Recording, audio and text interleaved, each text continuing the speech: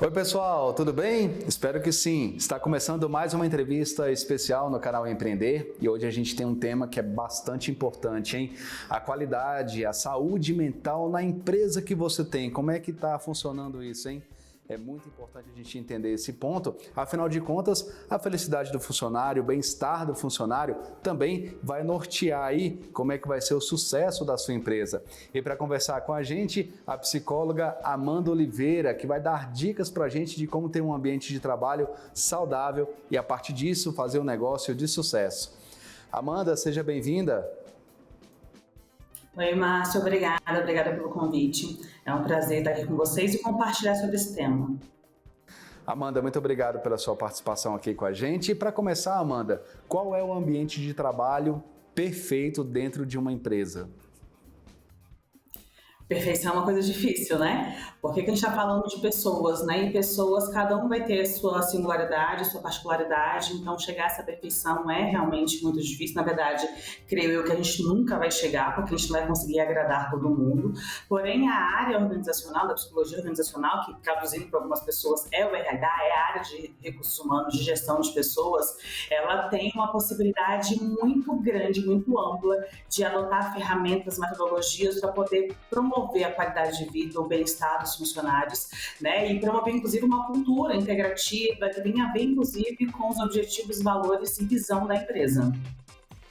Amanda, nesse caso, como é que o empreendedor pode pensar num ambiente de trabalho em que ele possa ser favorável àqueles colaboradores? O que ele tem que lembrar na hora que ele estiver organizando essa empresa para que ali tenha uma boa convivência e também possa proporcionar uma saúde mental positiva para os colaboradores?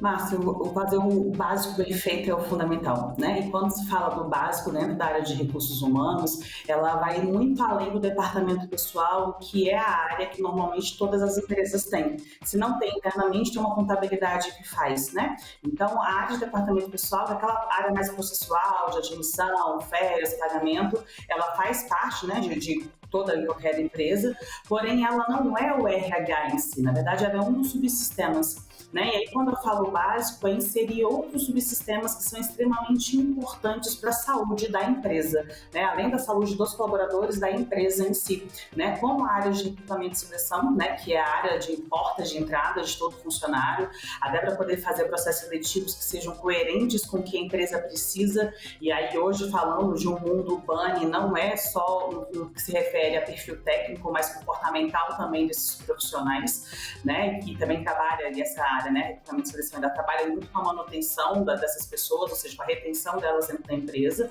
além de duas áreas que eu acho extremamente importantes, que é a de treinamento e desenvolvimento, que é de capacitar essas pessoas não só tecnicamente, mas também comportamentalmente, para poder desempenhar o trabalho de uma forma, né, que seja efetiva para a empresa, e a área que trabalha com cultura e clima, né, que vai nortear ali todos os valores, os princípios e direcionar a forma como a empresa trabalha. E essa parte cultural, né, de clima organizacional é que faz com que os funcionários se sintam bem ou não dentro de uma empresa. Então, fazer o básico, que são esses, né, quatro áreas aí especificamente, é muito importante, mas o RH tem muito mais além disso, né? Tem outros subsistemas que fazem, né, parte, e aí, claro, a depender do porte de empresa, vai se inserir nos outros subsistemas, né? Mas esses quatro são extremamente importantes para se ter essa saúde, aí, inclusive mental dos colaboradores.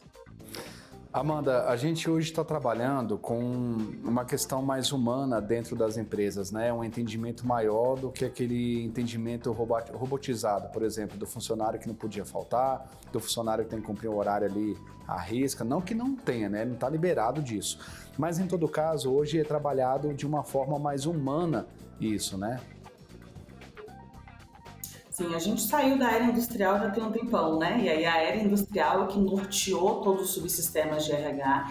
E hoje a gente está numa era que a gente chama até de 5.0, onde é uma era onde realmente a necessidade das pessoas ela é olhada com uma forma, né, inclusive com muito carinho, para que ambos os lados estejam satisfeitos. E aí tem vários estudos, vários dados que mostram que um funcionário, quando ele está satisfeito, quando ele está num ambiente onde ele se sinta acolhido, pertencente, ele tem uma capacidade de produção muito maior, né? Então, na verdade, é um ganho mútuo ali. Então, quando a empresa, né, sai desses processos só processual, né, só de execução e entra para essa parte mais analítica, mais simplista por muitas vezes, mas na verdade também mais direcionada, mais individual, ela acaba tendo muitos ganhos nesse sentido e é o que a gente tem falado muito hoje, né, no mundo do RH, da área organizacional, que é olhar para as pessoas, olhar para a necessidade das pessoas, né? E quando a gente diz isso, também está dizendo que não dá para poder fazer tudo em todas as empresas, tem particularidades.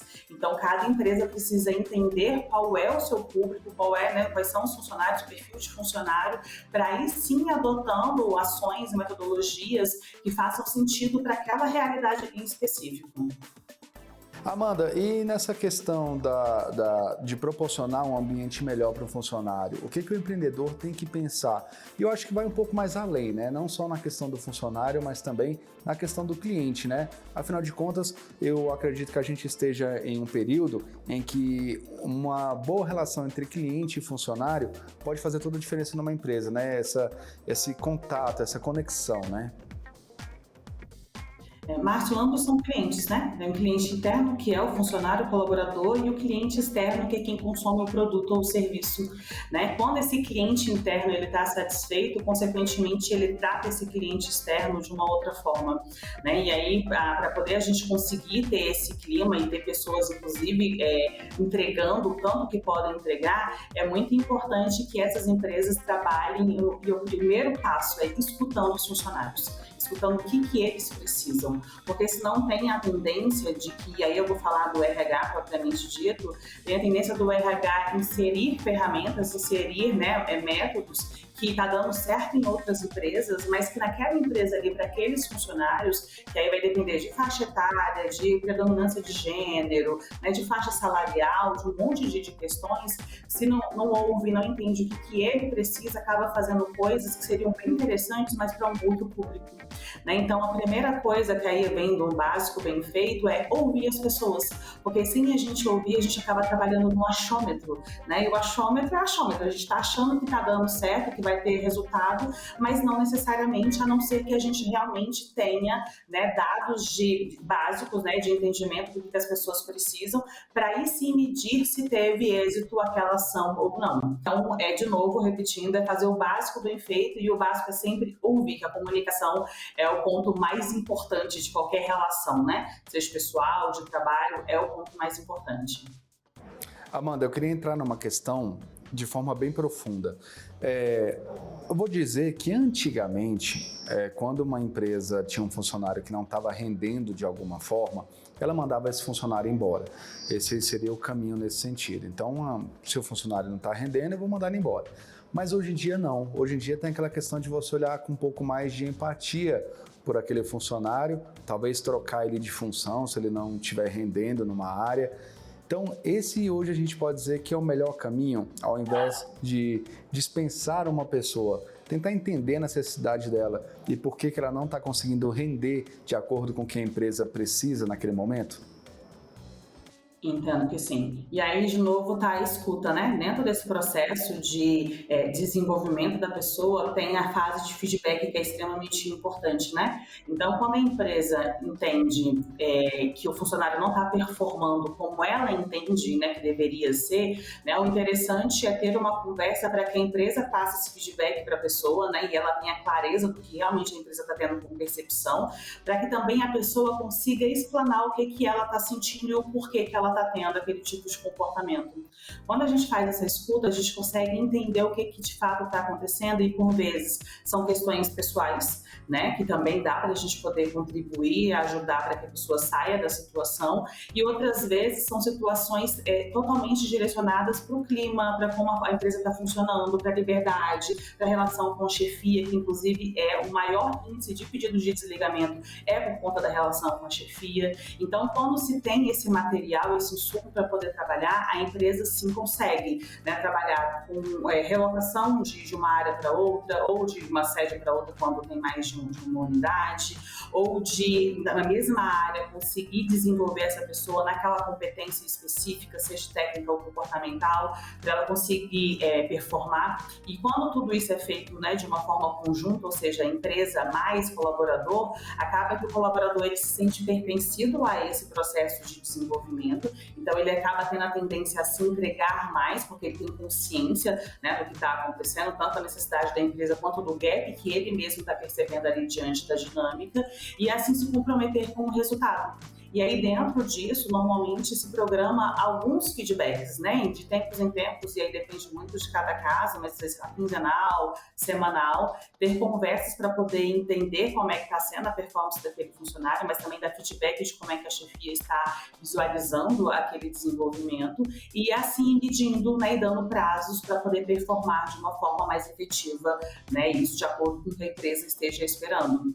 Então, de fato, é um processo que hoje ele traz a humanização também dos processos, né, de organizacionais, de empreendedorismo de uma forma geral, e acaba contribuindo muito porque esse processo de desenvolver acaba reduzindo em custos, né, porque o custo de admissão e de desligamento para a empresa ele é alto.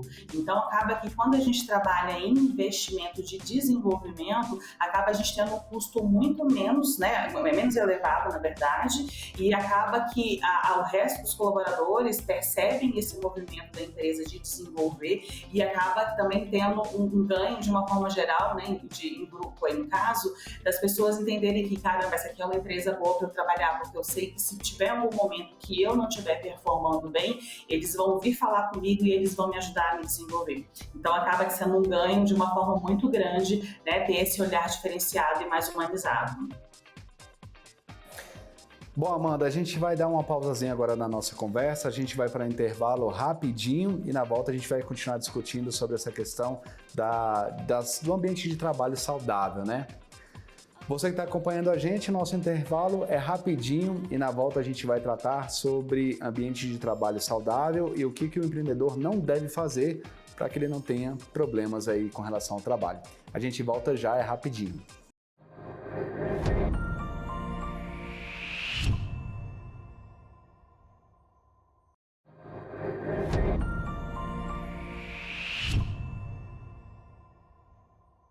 Estamos de volta e a entrevista especial de hoje é sobre saúde mental no trabalho, na empresa, né? Uma parte tão importante, a gente pensa tanto nos clientes, mas a gente também tem que pensar nos funcionários, né? Para que a gente tenha uma empresa que possa crescer, que o funcionário possa vestir a camisa e conseguir ali ter um ambiente saudável o máximo possível. E para conversar com a gente sobre esse assunto, a gente está recebendo hoje aqui a Amanda Oliveira, que é psicóloga.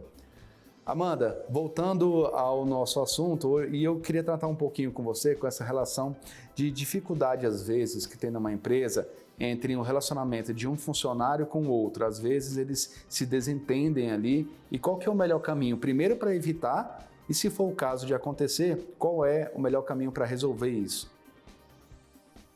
A gente está falando de relações humanas, né? Então, o evitar acaba sendo muito difícil porque a gente tem conflitos nas relações com a família. Então, dentro do trabalho, a gente vai acabar tendo também, né? Só que o RH ele pode entrar aí de uma forma, nesse caso, não necessariamente preventiva, mas reativa, para que tenha uma conversa mesmo, né? E normalmente uma conversa 3 a 4, depende da quantidade de pessoas que estão envolvidas, né, nesse conflito, para poder amenizar, para poder regularizar, para poder as partes se entenderem, né, e trabalharem da melhor forma possível, né, porque é uma coisa que é fato, não tem uma obrigatoriedade de gerar vínculo de amizade dentro das relações de trabalho, mas uma relação de respeito sim, e até quando a empresa tem esse comportamento de respeito para com o funcionário, acaba contribuindo para que eles também tenham respeito entre eles, né, então até mesmo porque a gente acaba aprendendo muito pelo exemplo e incorporando dentro da cultura organizacional. Então, se é uma cultura organizacional que tem esse respeito como premissa,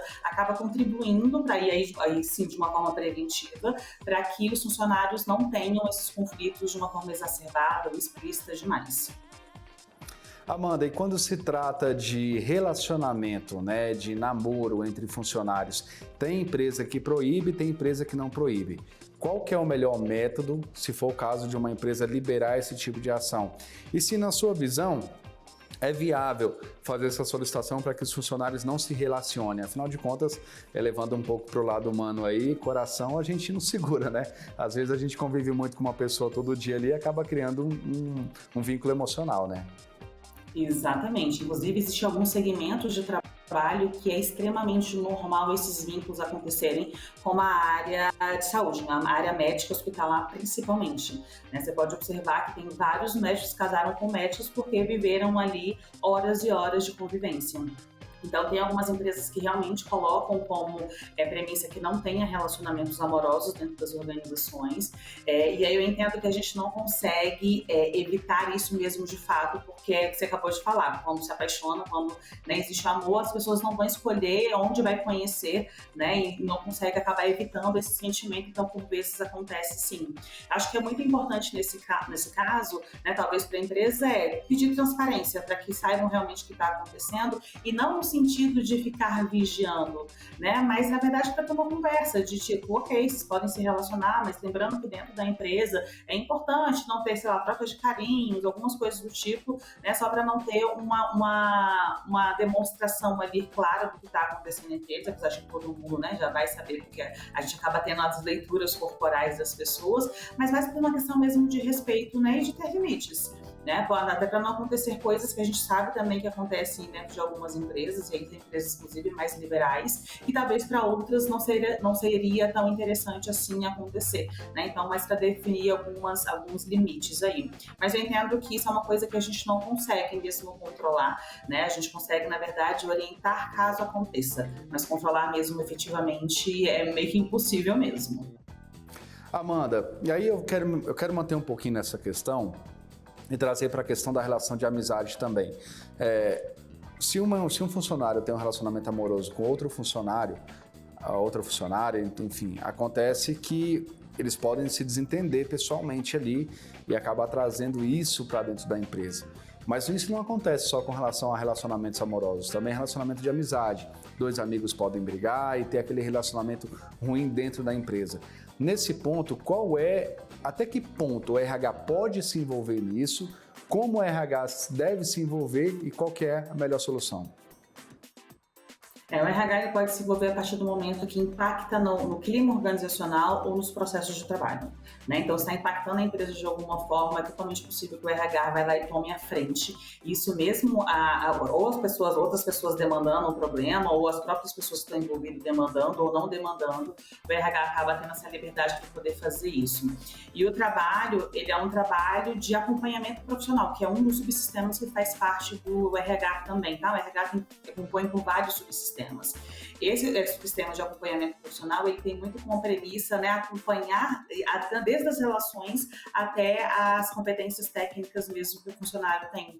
Então, quando o RH faz esse tipo de acompanhamento, na verdade é sempre baseado em conversas, né, em feedbacks que acontecem de tempos em tempos, inclusive com um trabalho de mudança às vezes de crença, de novas consciências, né? Inclusive esse é um dos motivos pelos quais dentro do RH, por muitas vezes, tem muitos psicólogos, né? Porque é uma área que pode ter outras formações envolvidas, mas por conta de teste psicológico, desses acompanhamentos, que psicólogos acabam sendo, né, uma área, um campo profissional mais demandado e preferido, inclusive, pelas empresas. Amanda, e no caso das empresas, até que ponto o acompanhamento psicológico pode auxiliar uma empresa a ir para frente, a ser bem-sucedida, né? É importante ter esse acompanhamento psicológico dos funcionários e como é que ela pode aplicar isso? Márcio, quando você fala, né, você falou no bloco anterior sobre as empresas serem mais humanizadas, ter esse acompanhamento psicológico faz parte, né? Então, tem muitas empresas que fazem parcerias com psicólogos ou com clínicas de psicologia, né, de forma que ou a empresa pague, ou paga uma porcentagem, ou já tem um desconto de uma parceria, para que o funcionário ele tenha acesso, né, a esse tipo de acompanhamento. E aí eu sou até suspeita para falar, porque eu sou psicóloga clínica e organizacional, né? E os resultados que eu vejo enquanto psicóloga clínica, né, com os funcionários, né, de empresas, inclusive empresas que são parceiras, né, que também mandam colaboradores nesse sentido, de mudança de performance é muito grande. porque muda a percepção sobre si e sobre o outro, deixa de colocar a responsabilidade no outro, toma para si que é, né, seu mesmo. E com isso acaba gerando uma mudança de comportamento muito significativa, né, que acaba impactando na realidade de trabalho. Fora que todos nós temos questões pessoais, né? Ou vivendo agora, ou de traumas passados que acabam impactando em quem nós somos hoje, né? Então, ter esse olhar mais sensível e disponibilizar esse tipo de serviço para os funcionários, sem sombra de dúvidas, acaba sendo um diferencial ainda hoje, porque não são todas as empresas que faz, né, que entrega esse tipo de serviço. Então, é um diferencial e acaba aumentando muito a probabilidade de reter esses funcionários na empresa e de ter funcionários que têm uma produtividade muito maior. Amanda, qual que é o limite de uma empresa? Qual que é o limite do RH? Em que momento o RH tem que entender que aquele funcionário, por mais que tenha acompanhamento psicológico, por mais que a empresa ofereça um ambiente de trabalho bom e saudável para ele não consegue se encaixar ali e talvez o comportamento dele, o emocional dele, esteja atrapalhando outros colegas? Aí vai depender muito de como o acompanhamento profissional ele foi realizado, né? Então, o limite vai ser quando já foram dados vários feedbacks, já foram dadas várias oportunidades de desenvolvimento, foi traçada, inclusive, uma linha, né, de treinamento, de desenvolvimento para essa pessoa e essa pessoa não fez, não se adequou, não se estimulou, não se entregou para poder fazer mesmo de fato. Porque, na verdade, todo o nosso processo de desenvolvimento, ele parte da consciência de eu quero. Eu sei que eu estou com esse gap, então eu preciso querer fazer uma mudança para que essa mudança seja efetiva, senão ela não vai acontecer. Então, a partir do momento que o RH percebe que não tem um movimento do colaborador diante desse desenvolvimento, dessa melhoria de performance, aí sim eu entendo que chega o momento de, né, vamos encerrar aqui. E quando se é perfil comportamental, é da mesma forma, né, porque tem as trocas ali, tem os feedbacks do que está acontecendo, do que aquela pessoa está causando dentro do clima organizacional. Então, se ela também não se predispõe a ter mudanças de comportamento, né, e está impactando nos outros colaboradores, eu entendo que aí sim é o momento de ter uma conversa clara, né, de encerrar o contrato de trabalho ali, mas sempre de uma forma clara, para que a pessoa saiba o que está acontecendo e o que foi que levou a ela a ser desligada, porque assim, inclusive, ela tem a oportunidade de se desenvolver, de amadurecer, né? Quando ela não tem esse feedback, acaba que vira o achômetro, né, da vida aí, então acaba colocando várias hipóteses, às vezes responsabilizando o outro, a empresa, e não entendendo o que foi que fez para poder contribuir com esse movimento que a empresa teve.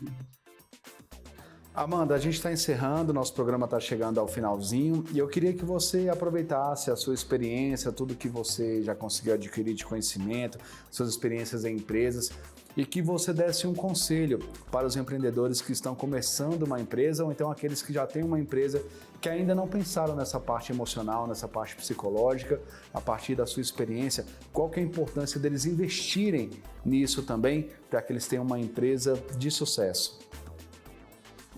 Eu vou falar que para os pequenos e médios empreendedores, né, que tem empresas de pequenos e médio porte, seria a necessidade de inserir realmente um RH, né, porque a gente acaba vendo que empresas menores não têm a área de recursos humanos, então não tem a oportunidade de investir, né, e entender que é um investimento mesmo de fato e não uma área que gera mais custos do que investimento, né, e aí já colocando, né, para o RH, de mostrar para esse empreendedor números através das suas entregas, né? Porque acaba que o empreendedor ele vai estar sempre voltado, né, para essa questão dos números e o RH não necessariamente é tão número assim, né? Deveria ser, mas não necessariamente é. Então eu entendo que como eu falei no início, fazer o básico bem feito. Então, por mais que a empresa não tenha um nível, né, grande ainda, não seja, né, de grande porte, colocar aos poucos, né, alguns dos subsistemas que dão base para que perceba qual é a realidade desse colaborador, as necessidades dela para trabalhar, né, frente às dores desses colaboradores, que vão ter dores sem sombra de dúvidas, e aí assim aos poucos inserindo uma área ou outra, né, e de uma forma estruturada, obviamente, né, com método, com um objetivo muito claro, porque não adianta só implantar por implantar, porque senão a gente não vai ter resultados, e aí depois o empreendedor acaba questionando para o RH, cadê? Ou então entendendo que não tem necessidade do RH, mas é porque não tem um objetivo muito claro, né, então ter objetivos claros são bem interessantes, e para as empresas de maior porte, né, de grande porte mesmo, é a inserção de todos os subsistemas de RH. Né? O RH ele é muito amplo, ele tem uma condição gigantesca de poder contribuir com o desenvolvimento, né? E além da inserção desses subsistemas, é ouvir os profissionais que estão, né, atuando mesmo de fato, porque por muitas e muitas vezes acaba que esses profissionais têm as soluções, mas não tem espaço para poder inserir, para poder fazer a mudança mesmo acontecer. Então esse seria o meu conselho. Humanidade, né, Amanda? Humanidade é o que a gente precisa ter, principalmente quando a gente trata de negócios, né? A gente pensa muito na questão dos números, da estrutura da empresa, mas a gente tem que entender que uma empresa também é feita de pessoas, seres humanos, né? E quanto mais esses seres humanos estejam melhor também vai ser os resultados dessa empresa que a gente tem, né? Obrigado pela sua participação aqui na nossa entrevista especial. Eu que agradeço, Márcia. É um prazer poder falar sobre esse assunto. É um assunto que eu gosto muito, né? Então, para mim é um grande prazer poder compartilhar, principalmente com empreendedores, né? Para que tenham esse olhar mais humanizado, inclusive para com o RH, né? Porque o RH está ali, é uma área que está à disposição para poder contribuir com o desenvolvimento dos funcionários, mas é o empreendedor que está ali para poder contribuir com o RH. Né? Alguém também tem que cuidar do RH e acaba que é esse empreendedor. Então é muito bacana para mim essa oportunidade de poder falar com esse público especificamente. Agradeço demais. A gente que agradece, a sua entrevista foi muito boa aqui, pode ter certeza que ajudou muita gente. Obrigado, viu? Ok, obrigada. E para você que acompanhou a gente até agora, muito obrigado pela sua audiência. Continue ligadinho com a gente no canal Empreender, onde assistir já é um bom negócio. Se você tiver perdido algum ponto dessa entrevista, ou então quer rever essa entrevista, é só procurar a gente no YouTube. Canal Empreender. A gente se encontra, até mais.